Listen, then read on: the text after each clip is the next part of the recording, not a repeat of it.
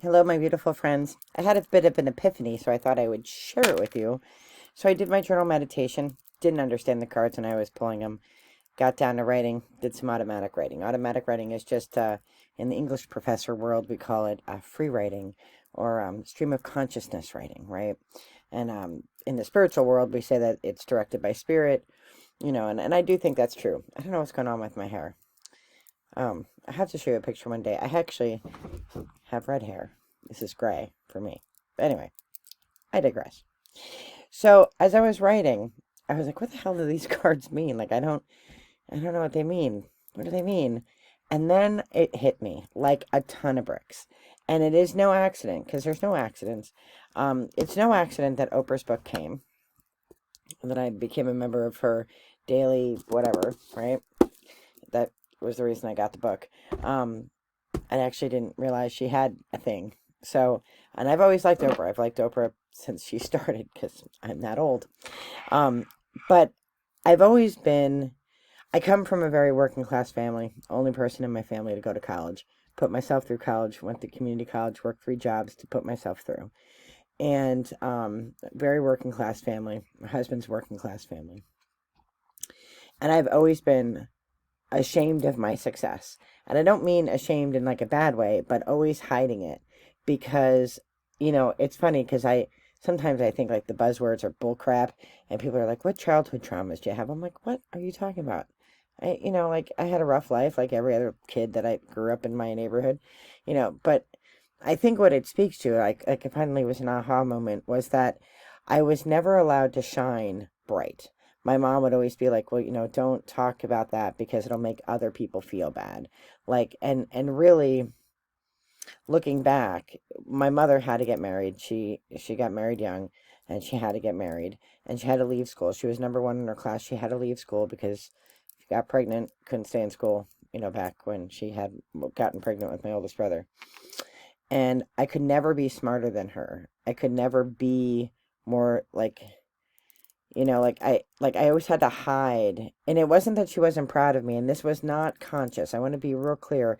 I love my mother very much. I don't have mother issues, but she just like I was really involved in theater. She wasn't interested in theater, so therefore I couldn't be involved in theater. So I'd have to write my own permission slips. I'd have to forge them to be involved in theater because it wasn't something she wanted to do.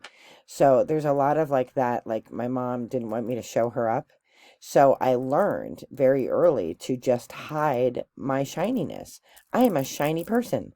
I do a lot of things. If you've met me, like my Vita's got a ton of stuff on it because I'm creative. They're out of the box thinkers. I'm like an like out of the planet thinker. I'm so far ahead because I really care about the students that we teach at the community college. I want them to be prepared for their future, which isn't today, right? It's the jobs, working for Virgin Galactic, serving, gin martinis. Like they're going to have to know how to do that in zero gravity. I'm not going to need to know that, and I'm never going to get on a plane to or get on an intergalactic flight to do it. But our students do need to know how to do that. They need to know how to make the machines that go into intergalactic space, right? Like that's always been my passion as in working, and even in my own personal life, different things that I've done. Like I've just never, if I got a grant partnership with NASA. I didn't tell my parents. I started to tell my dad toward the end of his life because his second wife was a little bit more um, like supportive of that. She was an educator, so she was, like a little more supportive than my mom. And I'll never forget. I had done way back. You could write a textbook with like Pearson, like with a company, and it was really like you didn't really write it. Like you combined a bunch of stuff and then you put your name on it, and then your students would do it. Now I've been OER for many many years because I think textbook costs are ridiculous. But before that, I would do my own textbook because it would be cheaper than going with an already established textbook, and it would have in it the stuff I wanted my students to read that was still under copyright. So I don't know why this happened, but I had like 3 copies of it, and my mom saw one and she saw my name on it, and she said, "Why didn't you tell me you wrote a book? Why wouldn't you tell your mother you wrote a book?" And my parents were still married at that point because she said to my dad, "Did you know she wrote a book?" He's like, "I didn't know she wrote a book."